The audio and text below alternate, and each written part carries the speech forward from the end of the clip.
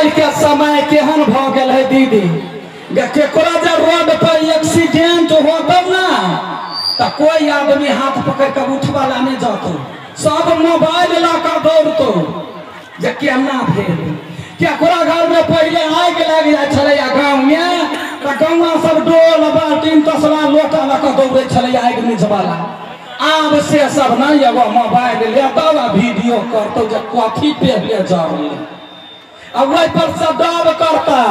देखियो गाय हमारा गाँव में बड़का आग लागल है दूर निर्ला जा निर्ला जी सब जब पहले गाँव के बच्चों न तब वीडियो बनवे जाए जी से नहीं करता धिया पुता के बात रहा के नया नया नया खून वाला सबके मतार के कंठ में छुरा भोग के पल्सर कसबे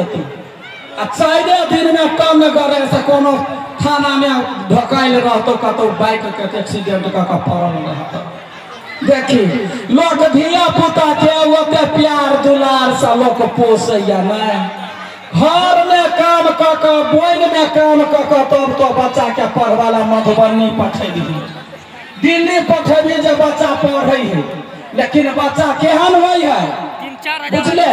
बच्चा एहन आजकल के भ गेले जे बाप मतार के प्यार दुलार बिसर जतो यूं के यूं आ कोनो यावारा छोरा जे मोबाइल में कह देतो हाई सीट हां लेना बाप मतार के छोड़ का भाग जातो अतई पर सा गौवा समाज यदि झपबो चाहते तो वो लड़की वीडियो बने तो गेना का छड़ा के बगल में धर देता कहतो गे मां